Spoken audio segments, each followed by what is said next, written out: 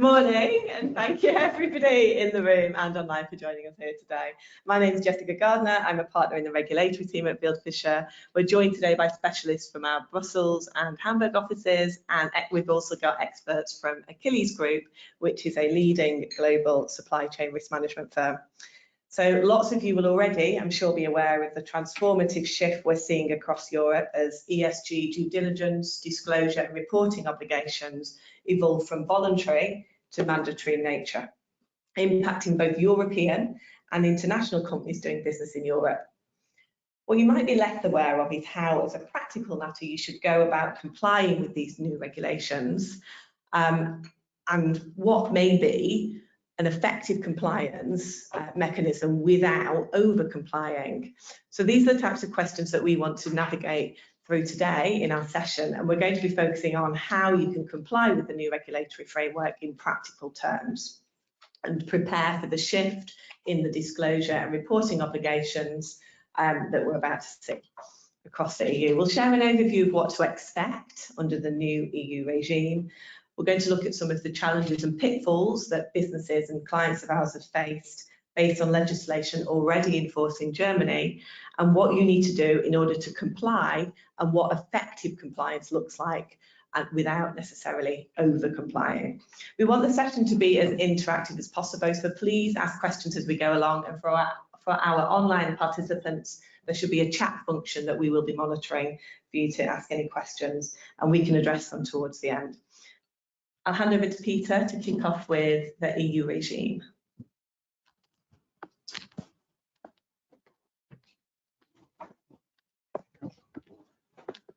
Good morning, everyone. It's a genuine delight to be here in London, where it is incredibly warm and sunny. I've come down from a very, very rainy Scotland. And it's not just rain like the normal stuff, it's proper rain up there at the moment. We're here to talk, or at least I'm here to talk about the CSRD.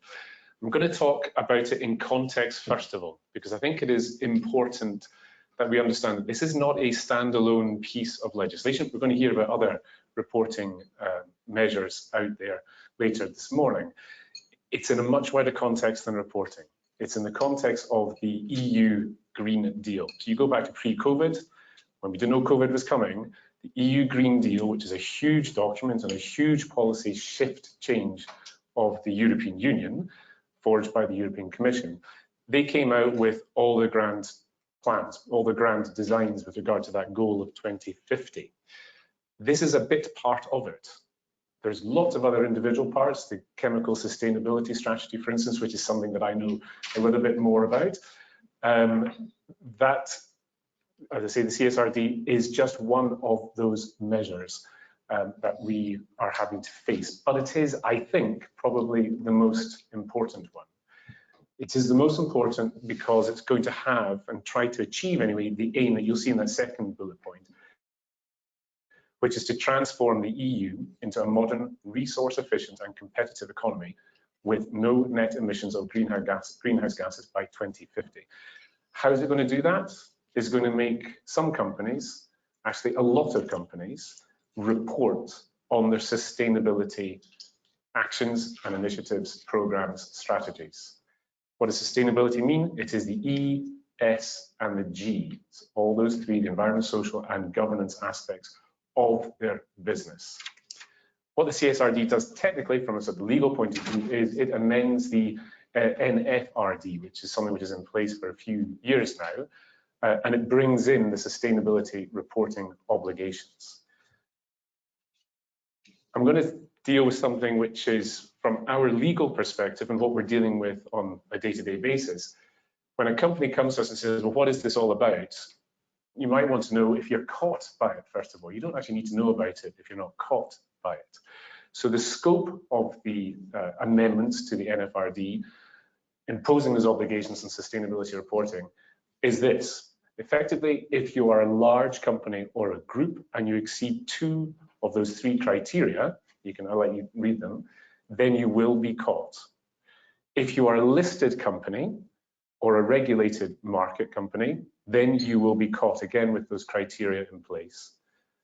And this is the important thing, or an interesting aspect anyway, and something which is suggestive of the overall environmental intention of the Green Deal and the CSRD. This is something which applies extraterritorially to the EU. So this is not something which is just to do with EU companies, which are registered here in the EU or have their headquarters. It also affects non-EU companies if one or more of those criteria are exceeded. So obviously we're talking about significant companies with significant turnovers. But what it does mean is that while at the moment we have 10,000 companies reporting under the NFRD, we're looking at another 40 or so thousand companies that will be caught by these requirements. Now, I said that you'll be in scope if, so you will be in scope. Are you in scope right at the moment is the next slide. So this is the timeline. The green is gives you an indication of when the deadlines or when the reporting requirements timing-wise kick in, depending on what category of company or group of companies you fall into. The orange going down, that's to do with what years you have to report on. So in 2025, which is a year and a half away, not very far away in other words, you're looking at the large EU companies and public interest entities with groups with more than 500 employees. And they report as against the 2024 financial year. In 2027, it's the listed SMEs with opt-out possibility until 2028, and they report as against the 2026 financial year.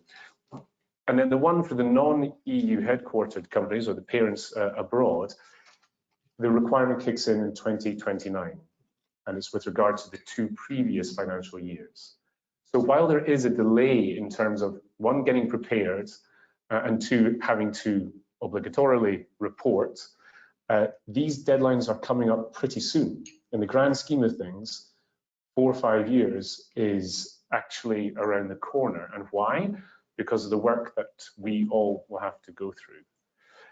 So what do you have to do if you're caught and you figured out when you have to report by?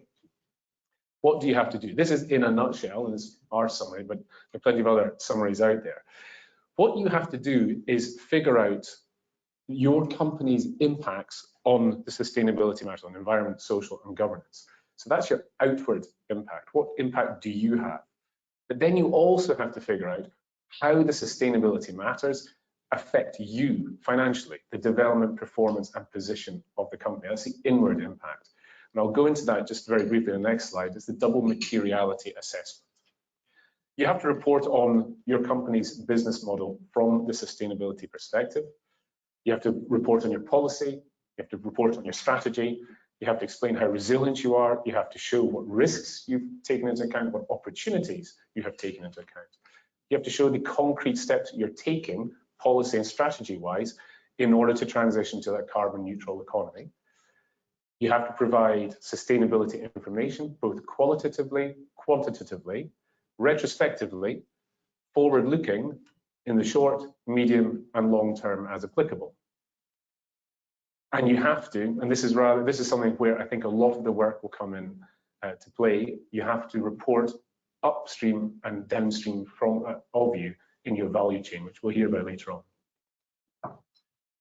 In a nutshell, that's a lot of work, and I'll explain why it is a lot of work. It sounds like you can get away with writing a 20-page document. You cannot. This will be an intensive data gathering exercise, data assessment exercise, and a data reporting exercise. The core legal concept, which will become a very practical one in the sense that it's going to be guided by guidance as to how you're going to conduct the assessment, is the double materiality concept.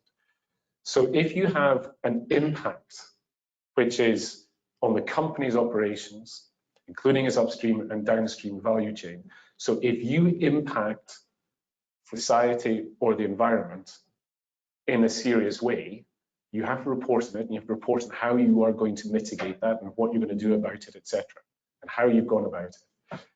If you have a financial impact because the environmental measures or whatever else out there, or social issues out there, are affecting you financially, then you have to report on that.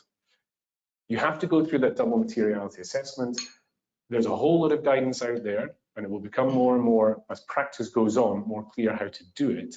But that is the core, because that will tell you on which topics you have to report. What are these topics? These topics are found in the EU Sustainable Reporting Standards. This is a rather dense document. It's about 250 pages long, the one that was adopted in August of this year. It refers to other documents within it, for instance, to an OECD audit document, which is about 100 pages long. These are dense. So what they're trying to do with these, and it gets into, you'll see it as a little more graphically how it's broken down. You have two areas that you have to do a general disclosure. Everyone has to do it no matter what. In other words, there's no double materiality assessment to be conducted. And that's your general disclosures of how you're going about things in terms of sustainability. But then there are 11 topics afterwards. And per topic, you need to figure out through the double materiality assessment if you have to report on them. If you do, then you will have to produce intense information, detailed information, upstream, downstream, within your company on the environmental aspects, the social aspects, and the governance. And you have to go through this in a holistic, a totally thought through and comprehensive fashion, because you have to report on how you're actually doing it. You will effectively be judged also on whether or not your own auditing, your own due diligence internally is up to the mark. Now, the actual topics you got here in the slightly small font, which I can barely read even here. So, for example, on climate change, you need to look at whether or not you have an impact on the climate change issues, or if climate change is affecting you. On pollution, you need to look at that. For instance, if I look in my neck of the woods, so I forgot to mention, I'm actually a Brussels partner who specialises in ESG products and chemicals law. So if you look at the pollution, the last bullet point there is microplastics. You may think, oh, what's microplastics got to do with me? Now, of course, that will be the case for a lot of service companies, but maybe not for product companies. If you're making a toy, or if you're making even cosmetics, you need to look upstream from you, not just what you're doing in terms of the generation or the use of microplastics, but you need to look upstream to see whether or not your polymer converter is doing the right thing with regard to microplastics. Bearing in mind that microplastics are regulated under the REACH regulation in a rather intense fashion. So there's a whole lot of regulations around microplastics that you might not be entirely aware of, but you will be aware of when you do your value chain due diligence by asking questions upstream and downstream of you. Similarly, when you're looking at the social, you need to look at your own workforce, you need to look at your workers in the value chain, your consumers and your end users, etc. Again, this will be data driven. So you'll have to engage with your work councils, you'll have to engage with your employees, you'll have to do so in a way which is consistent with what is required according to the ESRS, the EU Sustainability Reporting Standards, and you'll need to report on that. And likewise with governance, you need to show that you are taking all these points and more into account when reporting. These topics, you need to go through and assess whether or not you have to report on them. You have to look at your document, which is 250 pages long, as I mentioned, which refers to other documents. And those documents are going to be, I think, relatively light compared to all the information that you're going to be bringing into your company about your company upstream and downstream of you, of which you will have to assess accordingly. Now, the reason why you ought to do this, other than the moral incentive of being part of the Green Deal, the Green Journey, or however you want to call it, is that the bottom line is that you are subject to fines, you are subject to penalties. This being a directive, so remember the CSRD amends the NFRD, a directive is something which is implemented on a member state basis according to each member state's way of doing things. It means also that their penalties are not harmonized across the EU. So we've seen, for instance, in Ireland, a breach of the NFRD has led to a €5,000 fine. In Italy, it ranges between 20,000 and 150,000. In Germany, can be up to 10 million or 5%, etc. So you can see it ranges from not very much to a heck of a lot, but forget the penalties. That's not what you, as a company who is into ESG, should be concerned about. It's probably the reputation. There's another angle, which is that and certainly at the moment in France, there's a lot of litigation with regard to the reporting. So Danone, which makes your yogurts, etc., they're in court because NGOs have taken them to court for falsely reporting about their use of plastics and their plan on plastics, and it's insufficient. So it becomes very much a reputational issue. It can, and I'm not going to go down this one, it can lead to other types of litigation, class actions. We can exaggerate perhaps, but that's a live issue. It can be a live issue. So the least of your worries is the penalty, because these are not the ones, other than Germany, these are not the things that should concern certainly big companies. It's going to be your reputation. And as a result of that, you need to look backwards and ask yourself, have you done your job fully enough? So and I'm winding up here, but from a practical point of view, what do you need to do? These are just examples, only examples of what you should be thinking of doing. Do your threshold, first of all. Check that you're within scope. Check when it is that you're going to have to report. Work backwards from that timing and figure out how you're going to gather the information. It could be that you're already doing so. In the United States, there's certain reporting requirements. It may be that the EU will recognize those reporting requirements as being equivalent to what they require, in which case what you do over there, whichever jurisdiction has been deemed to be equivalent, may be sufficient for reporting purposes here. When I say here, I mean in the EU. But it comes down to actually setting yourself up. It comes down to understanding how you guys work, how your company works, what you've already got in place, what committees you have in place, who you've already tasked with certain actions with regard to liaising with your workforce, with regard to sending surveys up and down the supply chain, etc. So you want to assign roles. You need to map your information. You need to figure out what you're trying to get out of that, so define your goals. And you need to understand, obviously, what you're mapping all that against. So what are the standards? What double materiality assessment have you done to show or to determine which topic you need to report on, for example? You then need to go and collect the data. And you need to collect that data and assess it. It's not enough just to collect, you've got to assess it. Then you need to figure out if there are any international requirements. And last but not least, and this is not a pitch for ourselves, this is impartial auditors, you need auditors to come in and say, you've done this correctly. But as I say, the starting point is figuring out if you're within scope and when you're going to be caught. That's me with my old photo. No questions, but I'll pass on to Sarah now, who's going to talk about the CS-DDD, which is a similar type thing. Mainly talking about the German Act. The German Act that you'll mention, the CS-DDD. Thank you very much.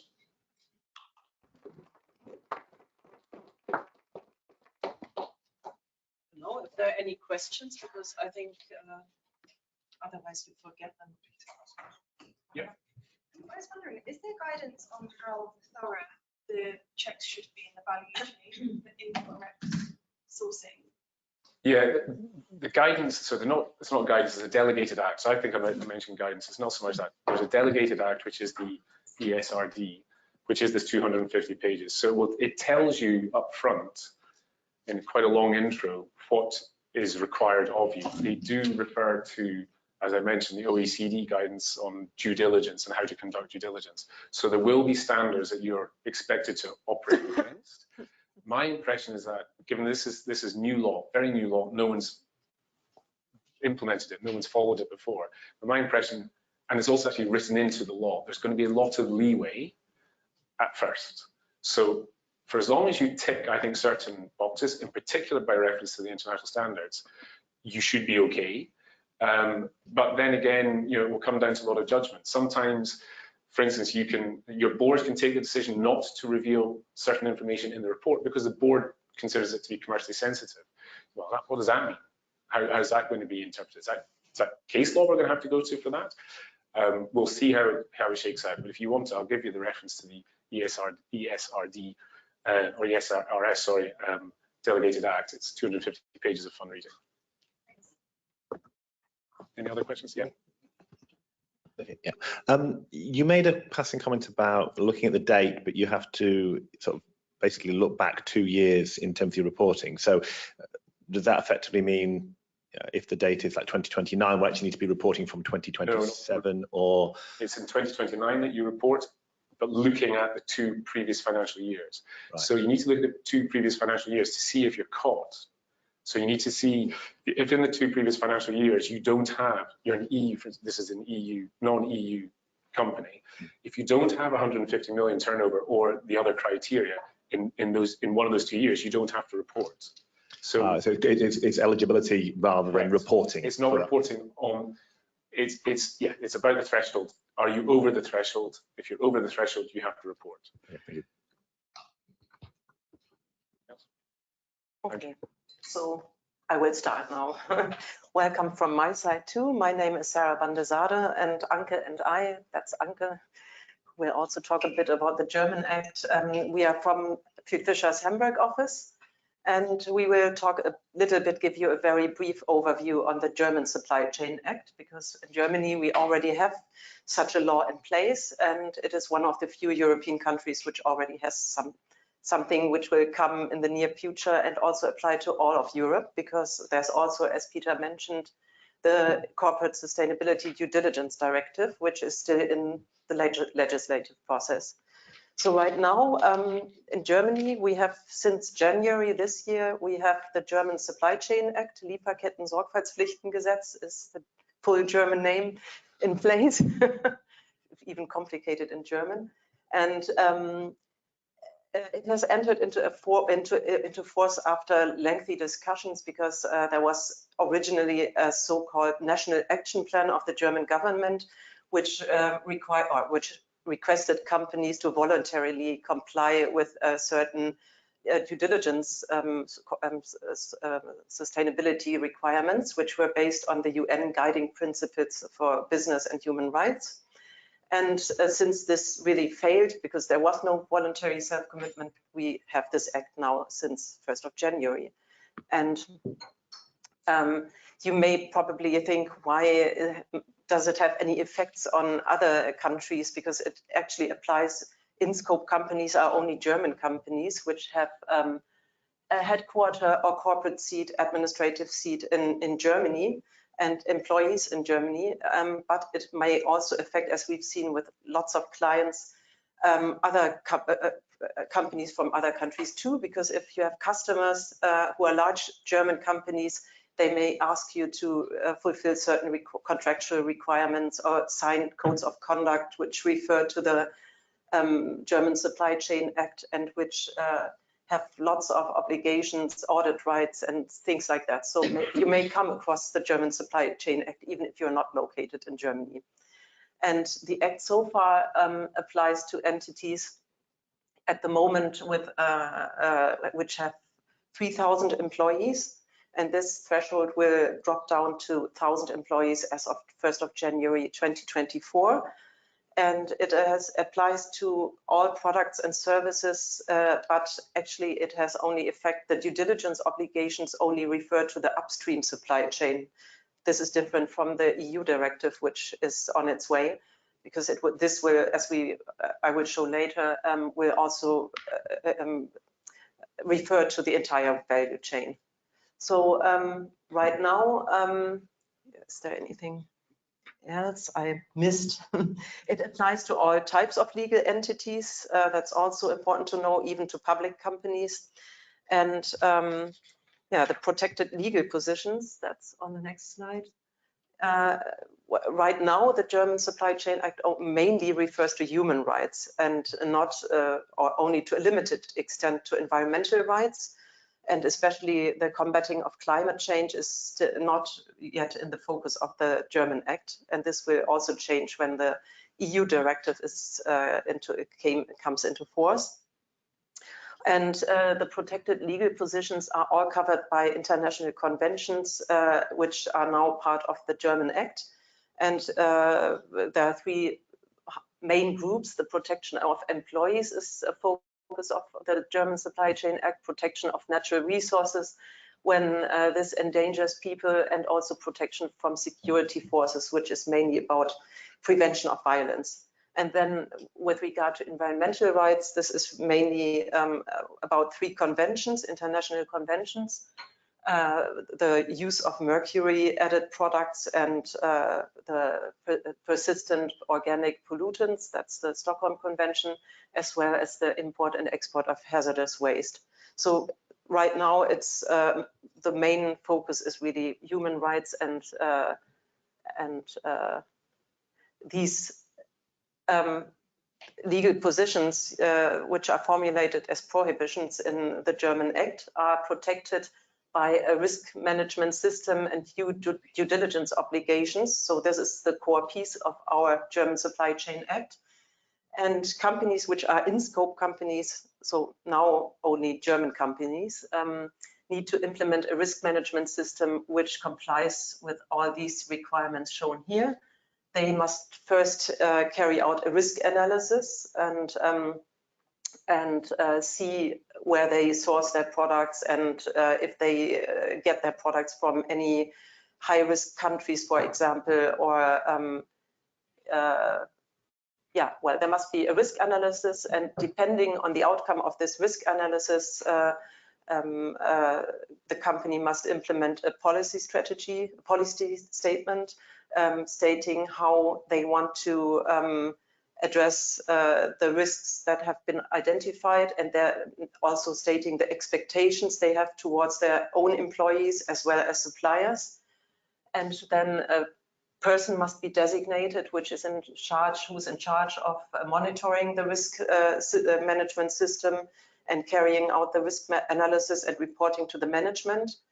And if risks are identified, you cannot identify, I mean, it's not about discovering all types of risks. The company must prioritize and weigh the risks, and only the main risks must be addressed. And if risks are identified, preventive measures must be taken. And it is expected that companies, for example, have as preventive measures things like trainings, in-house trainings, also trainings at their suppliers, and implement certain contractual assurances, and have procurement strategies which do not, which also address these risks, like yeah, I don't want to go into the details because I think the time is, yeah, and if violations indeed occurred, then remedial action must be taken. And this is also something, a main thing about the Act is that there's no obligation to succeed, but only an obligation to make an effort and to take appropriate measures, adequate measures. That's a word that occurs very often in this Act, and which is also a bit not very clear, of course, what is considered as adequate. And this very much depends on the size of the company and the influence it can have on such violations. And so there is normally no obligation to succeed, but only to make an effort. But this is different when it comes to the own business area. When it comes to a company's own business area, any violations must be eliminated and really prevented and yeah, eliminated. And this is different with direct suppliers, where you only take appropriate measures, and it is not expected, for example, to terminate a business relationship. But this is only in very severe cases of extreme violations, and where no other measures really help, then it can be as an exception also a requirement to terminate a business relationship. And then there are also certain reporting and documentation regulations, and a report must be submitted to the supervisory authority, which is the Federal Office of Economics and Export Control. And a complaints procedure, a whistleblowing system must be implemented so that internal and external stakeholders can notify violations or risks they have identified, and a company must then address these risks. So this is also maybe for companies from the UK not that interesting, but I wanted to mention this because there might be groups of companies, affiliates in Germany, and even if an individual company does not fall within the scope of the Act, can be attributed. There's a certain attribution mechanism that employees of an affiliate may be attributed to the top parent company within Germany. so that the thresholds are achieved even if individual subsidiaries only have, for example, 700 employees. Then if they are attributed to the top parent company in Germany, then on the top level, this risk management system and the due diligence obligations must be observed or must be implemented.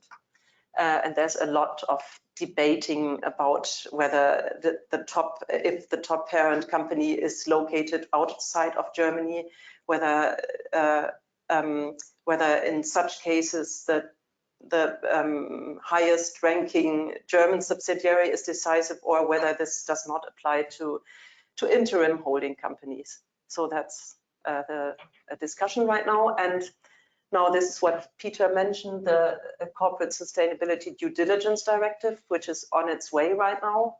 And there was a proposal in February last year by the European Commission, and it has undergone some further changes. Originally, it was applicable to companies within Europe with 500 employees, and in certain high-risk sectors, there was a lower threshold. And now, after the discussions and also the input from the EU Parliament, this level, the threshold has dropped to 250 employees. And it is different from the German Act, combined with a minimum turnover, that's 40 million. And it also affects non-EU companies. That's a big difference now, because even if a company doesn't have subsidiaries within the EU, so for example, UK companies, it might be subject to this future law, to these future national laws, because this is where a company is 150 million of turnover worldwide, and a significant number of a significant turnover has been achieved within Europe, 40 million, and then this may also apply outside of Europe. And the due diligence obligations do not only refer to the upstream supply chain, but also to the entire supply chain downstream. And a civil law liability is established by the European directive, which is not the case in Germany right now. These are the main difference between the German Supply Chain Act and the Corporate Sustainability Due Diligence Directive. As I said, the thresholds are much lower, so we can practice a little bit now with the German law, and this will undergo further changes and will be much stricter after the European directive has been transposed into national laws. And as I also just mentioned, it applies also to non-EU companies. So that's why we would like to, it is important to already now use the time until it's implemented into national laws and get prepared, and already, even if you are not directly affected, to already think about the risks in your company, and maybe also address this in codes of conduct and get ready for the European Act. And as I also mentioned before, I think the European directive has much further reaching ecological due diligence obligations, and also covers the combating of climate change. This is the expected timeline. So it is, I think, the final text of the directive is not adopted yet. This is expected in end of this year or beginning of next year. And then it takes, the member states have 2 years until they need to transpose this into their national laws. So it will there is still some time to get ready for it.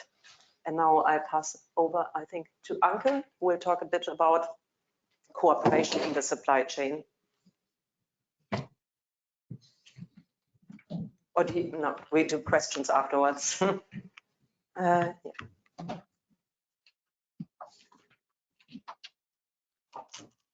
Thank you, Sarah. So now let's take a look at how the due diligence obligations from the Act will affect, and as we see in Germany, have already started to affect the cooperation within the supply chain.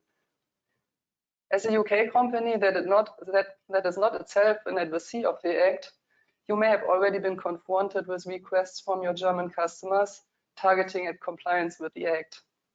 As a first step, we see that companies are increasing their efforts to perform due diligence on new suppliers, and also extending their due diligence measures with regard to existing suppliers.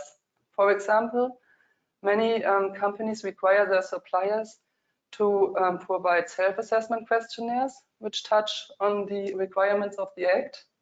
And there is actually a variety of tools and services available to help in this process, such as the validation and ESG rating system, which is offered by Achilles and which will presented by Adam later.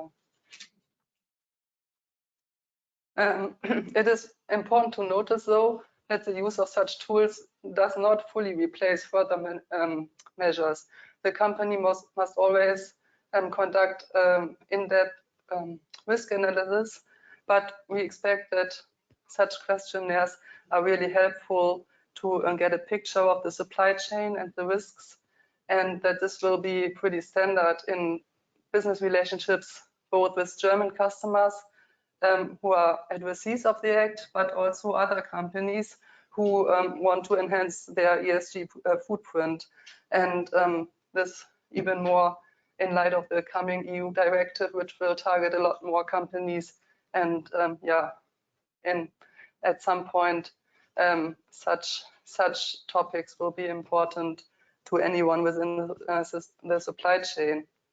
So if you are right now or at the beginning of next year an addressee of the Act, you will need to obtain contractual assurances from your direct suppliers, and that must include the assurances that they will comply with the expectations that you have set forth in the policy statement along the supply chain, and that you will also address this along the supply chain.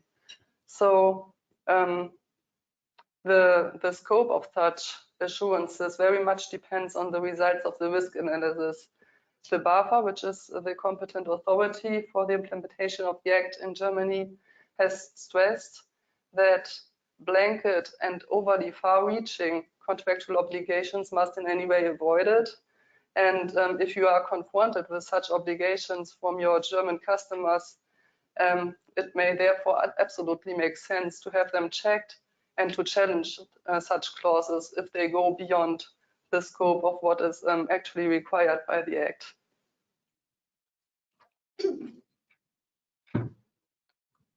So what exactly can you expect German customers to include in their contracts with their direct suppliers? We have included some possible clauses on this side of examples of what they may include in their contracts. And first and foremost, this will aim at the prevention of violations of the protected legal positions. To this end, suppliers may be required to comply with the supplier code of conduct, and companies will also likely ask for some flexibility to amend the code of conduct. For example, if there is a change in the risk analysis or if there is a regulatory update. As preventive measures, companies may also require their suppliers to purchase products only from pre-approved and audited sub-suppliers, or to ask for certain product certifications. We also see the requirements of training or further education to have this mindset of risks and how to address them within the supply chain.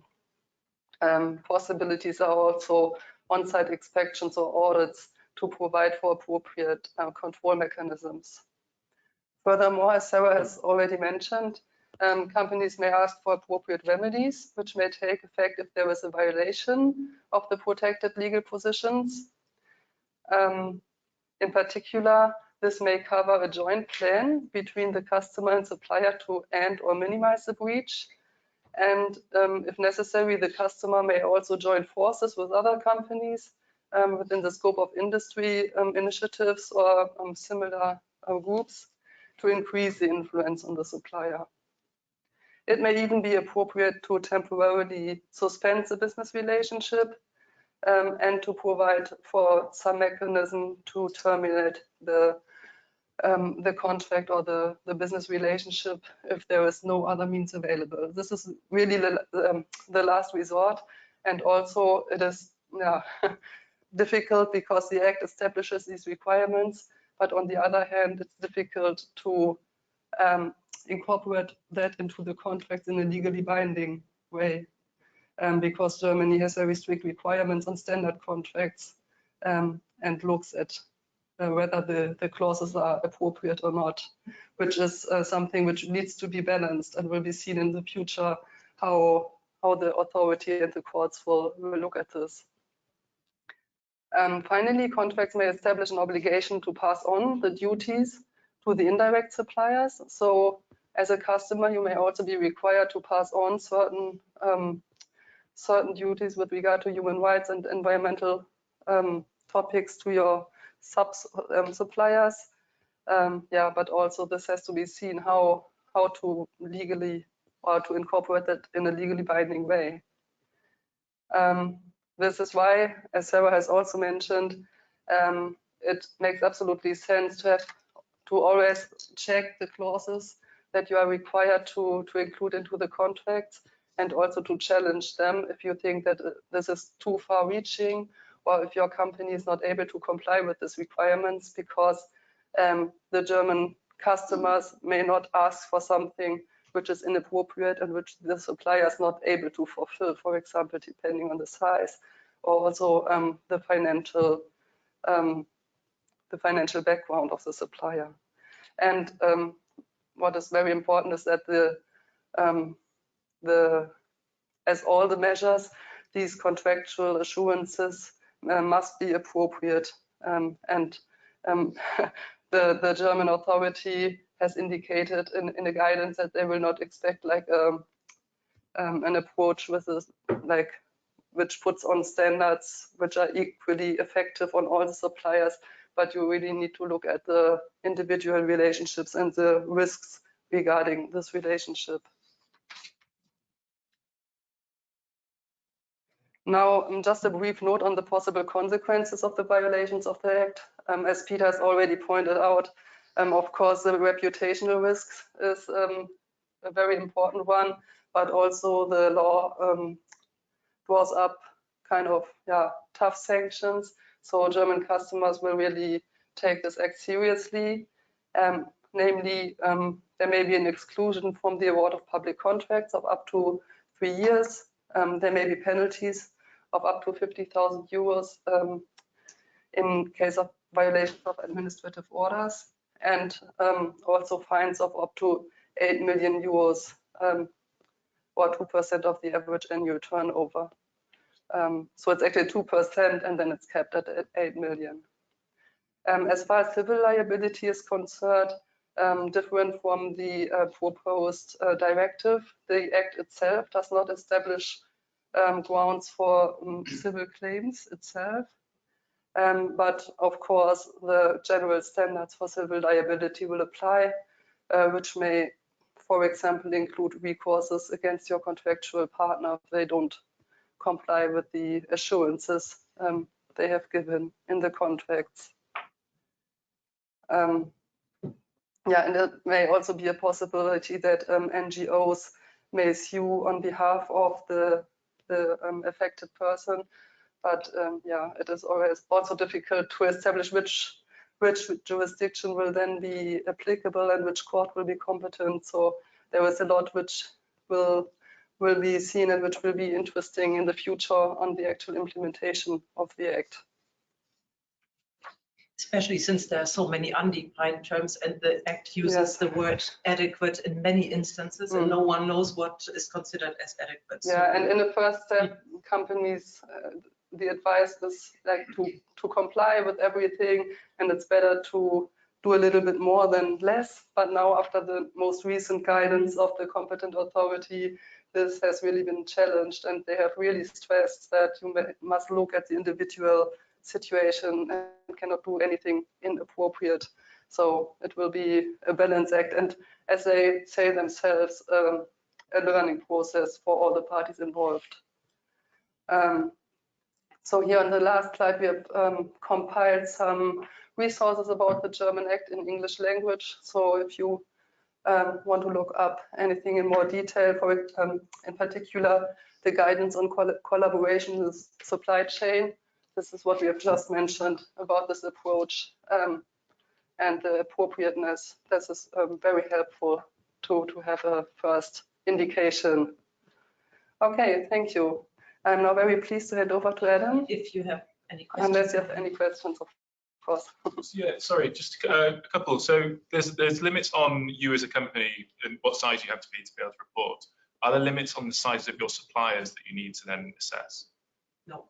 So even small one-man bands would need to give you, not for the office material, because you have to prioritize the risks. So you probably look at the main suppliers or concentrate on those which are most important for a company and not go into all details who is, for example, service providers who provide cereal to Fieldfisher would not be in scope, something you look at. Okay, so there's materiality point on with the suppliers you have to look at.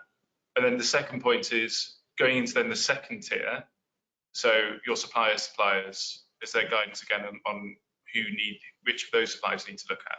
Is that exponentially increases the number of suppliers you would need to?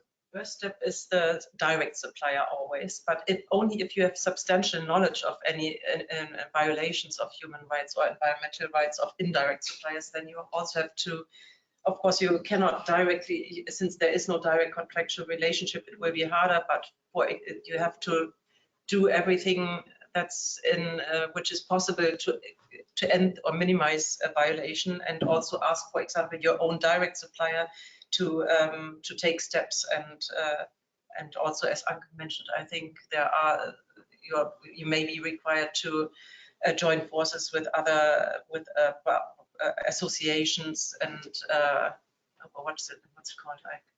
Yeah, industry standards, or branch initiatives. Yeah, but it is really difficult because if you read the act, the burdens or the obligations are really high, and if you want to try to implement them, you need to see what legal possibilities you have, and you cannot just walk into the company and do whatever you want, obviously. So yeah. Thank you. Go ahead. Yeah, my company, like others, are going through this exact same thing, and we are in scope for the 1st of January 2024. So it's been a whole 9-month effort to make sure that all our checks and balances are in place. The only area of uncertainty is the external reporting requirements, which appear a little bit loose and quite vague. Can you expand upon your interpretation of the external reporting requirements? I think there's now a questionnaire from the BAFA, the supervisory authority. If you fill out and give these answers, there is an automatic report generated by this, and this automatically fulfills the requirements of reporting. So I think there's also an English version available, or a guidance on this on the BAFA website. Oh, okay. Thank you. We talked about the scope in terms of which companies it applies to. What about the operations? If you have a German headquartered company, but it has operations in the US, does this also cover a US supplier providing to a US subsidiary, or is it purely just goods and services provided to the German entity? It depends on whether it is the own business area or not, isn't it? Yeah. So depending on the influence the German headquarters takes on the US entity. Yeah, it doesn't count, the number of employees don't count is not decisive if it's in the US, but it can count as the own business area of a German company if the German company has substantial influence on the, for example, I don't know, there could be a branch office or something like that. Yes, then it's also considered as the own business area, and then it's not only adequate steps that must be taken. If there are any violations, they must be fully eliminated.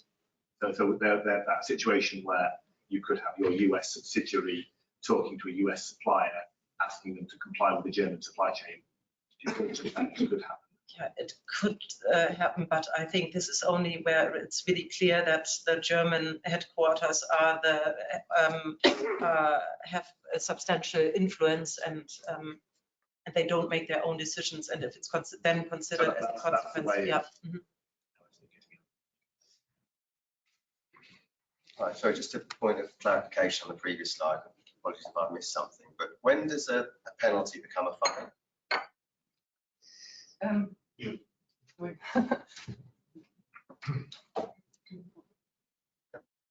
It's a different scope. It's a penalty if you There's an if there is an administrative order, and there may be a fine for other violations of the due diligence obligation. Right, okay. Right. some technical problems. So next. Yeah.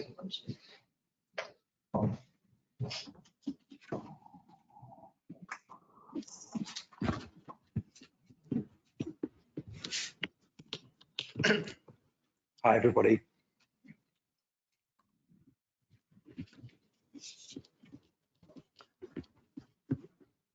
Okay, so we've kind of heard a bit about the legislation now, and going to make it a little bit more straightforward for more simple people like myself. We've spent probably 9 or 10 years of auditing around the world, from Chile to China, and looking at some of the issues that we've seen out on site, and hopefully giving you guys some ideas of the things that we've seen and how we work with organizations to try and mitigate those. And in supply chain risk management has really been something that Achilles has done for a number of years, and I can kind of bore you to death after the presentation on what we've done, because I've done that with my colleagues for many years as well. But this is an important topic, not just because of compliance, not just because of reputational issues and fines and penalties and things like that. And for me, my sort of bias, I guess, is a bit on the social side of things, you know, and I'll focus on those elements, and we'll focus on some of the environmental pieces as well. But for me, a particular an example back in 2019 would be my last audit in China, and in that organization that I visited, for those that aren't aware, my language capabilities kind of go as far as ordering a beer in parts of Europe and not Mandarin or any other languages that I may have required. But I was overseeing the audit of a Chinese manufacturer specializing in lithium-ion batteries for all kinds of different bits and pieces, including toys. This was November 2019, so build up to Christmas, and I was, to say, not very useful for the audit, to be honest with you. So I spent a couple of days walking around the factory, and there were 2 factories. There was a really nice modern factory that had just been built for this new contract, and there was the factory adjacent to it that was kind of off limits. But me being me and visiting a lot of places around the world, I thought I'd go for a bit of a wonder and insist that we went and looked at that factory. And in that factory were 14-year-olds, not illegal, but 14-year-olds working various activities on the manufacturing line, most without adequate PPE, no access to first aid equipment or anything like that. And a number of the individuals that we spoke to, 14-year-old boys with scarring, hand conditions, chemical burns during the manufacturing process. And so for me, like I said the last time I've been to China, but that one stuck with me because I saw some of those presents of that manufacturer being opened on Christmas Day for my nephews. So for me, the social side of this is particularly important. And that organisation is, and the organisation, the manufacturer that they were serving, household names. And so this isn't an issue that's kind of confined to some really sort of minimal areas of supply chains. This was a big issue to this organisation, and unfortunately, through me not speaking any language particularly well, we were able to identify some of these issues and work with the organisation to resolve them. So I think when you go away from today, regardless of compliance, think about why is this important and are you doing enough as an organisation to try and identify some of those issues? So we've heard a bit, and there's various acronyms we can use, but we've heard a little bit about the OECD guidance and a risk-based approach. So for me, big coffee drinker, I kind of think of this about a coffee filter approach. So you start at the top when you're scanning or you're risk assessing, and you're working through different levels of assessment and checks, so that at the bottom, you've either got those organisations that present the greatest risk or possibly opportunity to you, which then can support you with regard to your CSRD or CSDDD, Lieferketten Gazette, and so on. And so as an organisation, if you're looking at things like the due diligence for responsible business guidance from the OECD, or you're looking at the UN guiding principles for business and human rights, you'll see within those documents that they talk about different approaches that you can take, from the more general approach in terms of risk assessment through to the more specific areas of sending somebody like myself or someone else out onto site to kind of kick the tires of these places. And I think the first bit to kind of say to organisations is that by adopting some form of risk-based approach or coffee filter approach, is that you reduce the burden both on the supply chain and also on your organisation, because it's not possible, as much as I might like you to send me around the world for 365 days of the year, it's not possible to audit your way out of this situation. It's about gathering information and then looking at the various suppliers or industries that you really need to focus on. So one way you can look to do that through risk assessment is with the International Labour Organization. If you start looking at the ILO, various data sets that you can start to take a look at, and you can build up a picture of different industries or different countries that may present a greater risk to you than others. It's not a foolproof way of doing things, but it's a way of at least using some of the information that's out there. Again, like I said, a bit of a social bias. So the Global Slavery Index is another one that you can look at, ranking countries in order of potential issues to do with modern slavery, so that you're identifying within your own supply chain where there may be greater risk. We know, for example, with solar, Xinjiang is a particular issue at the moment, and we've seen legislation that's come through for that. So the first part of it is that general assessment and that building that general picture or understanding of what your supply chain looks like. And then beyond that, it's starting to delve a little deeper, and this is where we've heard examples of the use of contracts or questionnaires or code of conduct to start to gather some information about those organisations that you've identified as potentially presenting a greater risk to you. And so you're again building up a picture or sifting through now to say, actually, that company does have effective processes and procedures in place. They're demonstrating an understanding or awareness of international legislation, of international standards on human rights or environmental issues. And I'll come on to saying that isn't a foolproof way of doing things, but it's a good start in terms of aligning yourself with the recommendations of the OECD.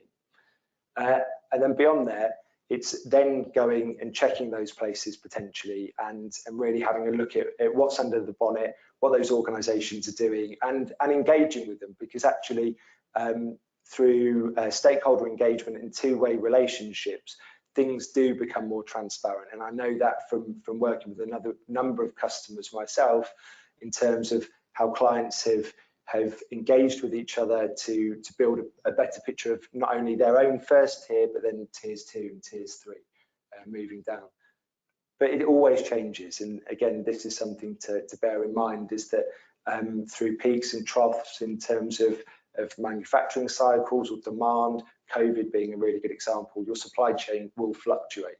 So it's not always going to be that you're going to be able to say that it's a foolproof way of doing things. But again, we're trying to use, I have to be careful because I'm surrounded by lawyers and general counsel, so far as reasonably practicable from my old 1974 Health and Safety at Work Act knowledge, using that risk assessment element is a way of identifying some of these issues. But ultimately, we're looking to embed processes, identify issues within the supply chain, mitigate as far as practicable, and then monitor these. The communication element we've spoken about with some of the disclosure requirements, and cooperate as well. many of the organisations that I work with have intrinsically linked supply chains. You don't need to all be going out and speaking to these organisations. If you're able to work with industry bodies or groups, then actually you can start to share some of this burden and hopefully reduce some of the burden for the suppliers themselves that are 9 times out of 10 dreading anybody turning up at the door.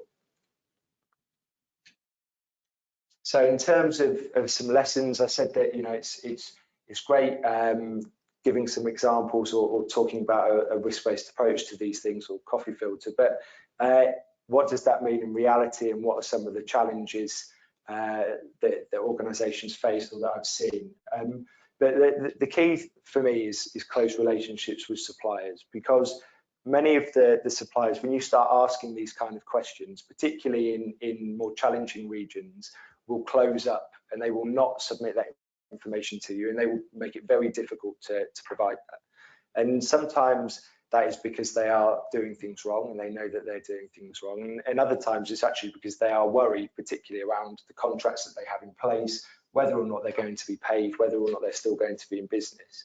And there's organisations that I've worked with that have worked really closely with suppliers in terms of educating them on A, what's right and wrong, but B, that this isn't a means of them changing payment terms. This isn't a means of changing how much they're going to pay the company, but it's about opening up a two-way dialogue to be able to identify some of these problems and work with them and upskill them to hopefully fix some of the issues there. And going on to the second point, not all businesses set out to do harm. So a good example of a contractor above a kebab shop in Croydon that I visited a couple of years ago. That organisation had grown exponentially from having one person that had been a crane operator for this for a contractor to having 30 men working for him on a kind of call up on a Friday. What are you doing on Monday? I need you to go into the city and lift very big bits of steel around a construction site. And that individual that had kind of set up this company, he did not intend to do wrong in terms of carrying out some quite big deductions in terms of payroll fees, some issues around holiday entitlement, not issuing a contracts of employment or terms of conditions. It was just that effectively it was somebody that on one day of the week was just a one-man band going and doing this stuff, and then next thing you know, 20 people and a lot of the main contractors were sort of queuing up to work with them. So it's some organisations, yes, they are looking to exploit, and you know, you can turn on the news or open the papers and see those, but there's many out there that they're not looking to kind of cause harm. It's just that very mature in some challenging areas, and because of supply and demand, they've kind of shot up to the top of the list in terms of being organisations to purchase from or to use.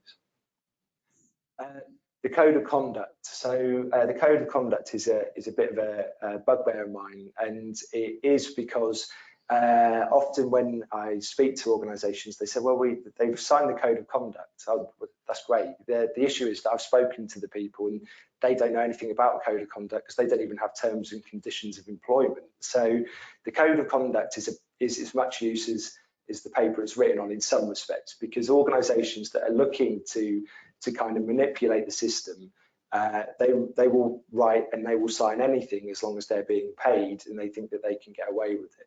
And you know, you'll never always find those issues. It's the same with a questionnaire and collecting documents and collecting information. Organisations will look to manipulate from time to time. Although in an instance of a company I later visited, they sent in the working hours for somebody that had worked 270 hours in the month, which of consecutive night shifts. So of all of the timesheets they selected one that demonstrated that they'd broken international labour law. But that was I would say probably more of a mistake as opposed to the rule. So code of conduct will do so much, but again, through close relationships with suppliers and engagement, that's when you'll start to actually see that those codes of conduct are being adhered to. The final kind of two I'll push in together. So it comes to education and communication kind of mentioned that. Education, collaboration, communication, all three elements for the supply chain and for organisations themselves. Because if you can work together as industry and start to educate suppliers in terms of what you expect, what's right and wrong in some instances, or what are the minimum standards and values that you would expect them to work to, and then you can start to see some improvements within the supply chain. But as well as that, you start to break down some of the doors in terms of companies that don't want you in there because they're worried about some of those issues. The other thing it does is potentially open up more access to tiers 2 and tiers 3, which are inherently difficult to get access to. But if tiers 1 don't think that you're trying to circumvent them and there's an open dialogue in terms of education, it's much easier for you to start building up this picture of what the broader supply chain looks like. Because organisations, to be honest with you, and going right down to one-man bands, if they feel that they are getting something out of this and they feel that they are improving, 9 times out of 10 for the ones that I've spoken to, they're pretty open with you to say, look, we don't do this. Yes, we are finding workers as a means of disciplinary. We are doing this. We need some help here. We don't quite know what we're doing. It's not always a case of it's a gang master or something like that trying to exploit somebody. Okay, so I'll leave it on this one here, and I guess I would ask people in the room in terms of what they think is enough, or are they doing enough as organisations. So for me, the 4 examples that you can see on the screen now are things that I've seen personally. Now, I didn't speak to 4,368 people last year. That was a collective effort. It would have been impressive if I had. But for me, really, it comes down to we see examples all of the time at the moment, particularly in Canada with the ombudsperson there, where organisations are being investigated. The same with Client Earth. It's been in terms of some cases. If I was in the shoes of somebody in procurement, in legal, I would not want to wake up in the morning and have my organisation being referred to for having human rights violations within the supply chain, because it would certainly put me off my coffee and my breakfast, because I would be thinking, have I done enough? And I think what is enough? So for me, it's aligning at the moment, it's aligned to the OECD guidance in terms of a risk-based approach as a minimum. You're not going to solve modern slavery or environmental issues within supply chains. Nobody in this room is, and we probably never will. It's a multi-billion pound industry. But being able to stand there if you're being spoken to by the press or, God forbid, in court, and being able to say, these are the steps that we took. We were risk assessing our supply chain. We were using internationally recognised standards to do that. We were trying to identify where there was the greatest risk in the supply chain. From there, we spent some more time to work with those suppliers, understand those that maybe had process failures or were immature in their actions. And this is the information that we've collected. From there, we've sent people out to go and visit those places, and they've provided us with this information, and we're working with those suppliers, whether we've identified issues or not, to try and improve them. And again, I'm biased, spent 9 years auditing. An audit is only going to get you so far, because you turn up at a factory unannounced and the fire alarm goes because it just happens to be the day that they're having a fire test, and you're waiting in the car park while everybody that shouldn't be there is going out the back. And that happens on a daily basis with all of these things. And it's why using different methods, communicating, collaborating with suppliers, with industry, hopefully some of those issues that I've seen only in the last few years, a couple of those, you can start to pick up and work on in your supply chain to deal with them. I'm conscious that could ramble on all day about this, so I will stop now if anybody has any questions.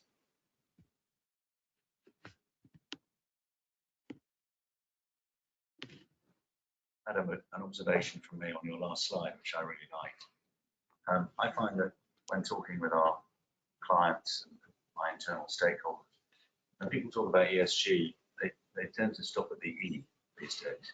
They just think about the environmental sustainability. But what you illustrated was that the S&G is super important. And actually, when we were looking at our carbon investment projects around the world in unusual places for our business, we found it really hard actually to drill down into not only is this an investment that's going to generate carbon credits, but are the people doing, for example, tree planting, are they children? Just didn't know. It's very hard to find out. Yeah, I think so. Yes, like I said, unashamedly, that is my interest, because my maths are basic GCSE level maths. So carbon accounting is not going to be something that's going to kind of float my boat. But speaking to people in various challenging places and actually understanding the challenges that they have and then working with them is interesting, and it's tough. And you do feel that you can make a difference in those areas. And actually, it's the reason why the S and, to be honest, the G as well have been kind of left to one side in some respects, because it's the hardest one to assess, because how can you, it's not a number that you can quantify. It's not X tons of CO2. It's an individual or 14-year-old boys in a factory in China with skin damage because of the product that they're making 3 tiers down the supply chain. I think another observation I'd make as well is there is probably a degree of sort of UK or Western services-based companies. That's not wrong, because all the examples that you're talking about there are sort of overseas child labour thing. I think it's important as well that the focus on, for example, I think if the UK has got huge modern slavery problems. So, a lot of the low-paid jobs that could actively be done by services companies contracted for by services companies in the UK, could well be directly referring to this. We're in the finance industry and insurance, car balloting services, huge area of risk of modern slavery. So it's not just stuff that's going on in India and Africa, which is a huge problem, but it's stuff right on our front doorstep that can affect services companies in the UK that we need to be aware of. Yeah, and there's clients in the room here in construction. Construction in the UK has been particularly good at looking at the providers of services, the contractors and the subcontractors and the subcontractors that are working on site, because construction has a big issue, but they're aware of it and they're working to resolve some of those issues to do with, whether it be catering, whether it be concrete pouring or dry lining. These are individuals that are, like I said, not provided with terms and conditions of employment, very rarely speak the local language, are being deducted through payroll and umbrella companies, and aren't aware of any of their employment rights, and so often with no right to work checks.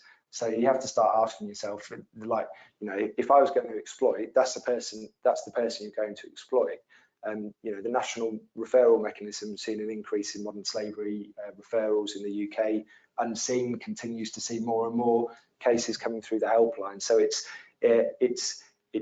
not just those further afield. It's also on your doorstep and probably somewhere down there on the streets. Great. I've got an observation actually, so less of a question, more of an observation, but we talked earlier in the intro about how you establish effective compliance through all these new regulations that are coming in, but without over complying and therefore potentially exposing yourself to unnecessary regulatory scrutiny. And I think, and I'm not coming up with solutions in this session, but I think there are two challenges that are examples of where that comes to mind for me that I think businesses will need to grapple with. I think the first one is to Peter's point about the reputational implications, and I guess what a lot of this new regulation does is increase transparency on what businesses are doing from an ESG perspective. And I think there's a balancing act that businesses need to take in fulfilling the requirements that they are obliged to do from a disclosure and due diligence perspective, and therefore being more transparent versus saying too much in order to avoid the unwanted regulatory scrutiny and litigation that could come from that. Without going into issues around greenwashing here, but of course the step then, once you've complied with those obligations, when it comes to reporting, businesses have to be super careful about making sure that what they report complies, but perhaps doesn't over comply so that they still maintain that transparency without exposing themselves to greenwashing. I think that's one challenge. And I think the other one that's interesting is around parent company liability, because what we see here is that group-wide policies or standards, I think, if I've understood it correctly, can give rise to a duty of care on the parent company, and therefore they could face parent company liability for subsidiary wrongdoing, which I guess could be a deterrent for some businesses to implement group-wide policies, which, if they took that attitude, could undermine some of the policy objectives behind this. And I think that's another challenge that businesses will need to grapple with around the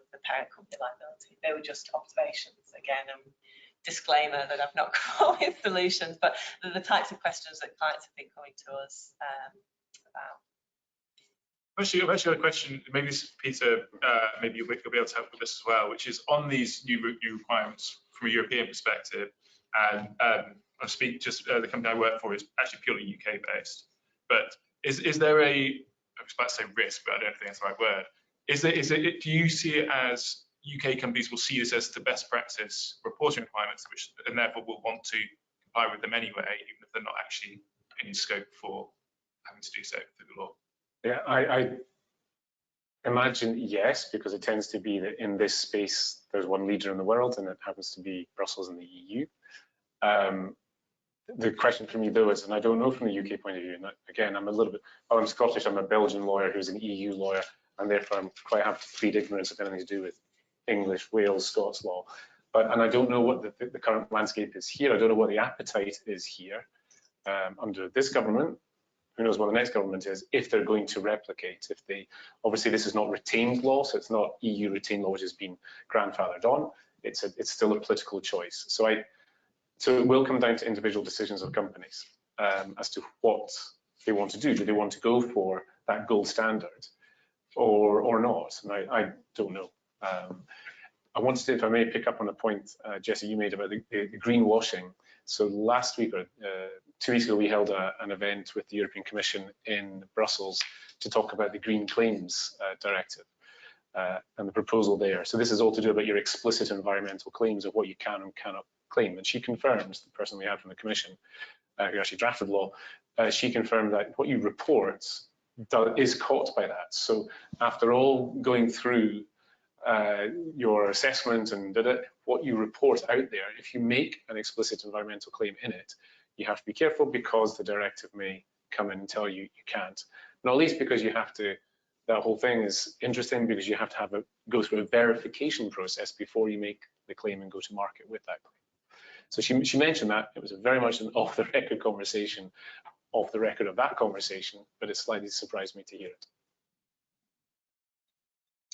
Well, I think we're just about within time, so we'll probably say thank you to the online attendees for being able to start slightly early so that we could make sure that we finished at 10:30. Thanks to all our speakers. I thought that was a really insightful session. If anyone has any further questions for the speakers, then we'll be around after the session. Or you should have our contact details, so please do get in touch. We'd love to chat further with you about this. Thanks for joining. Thank you.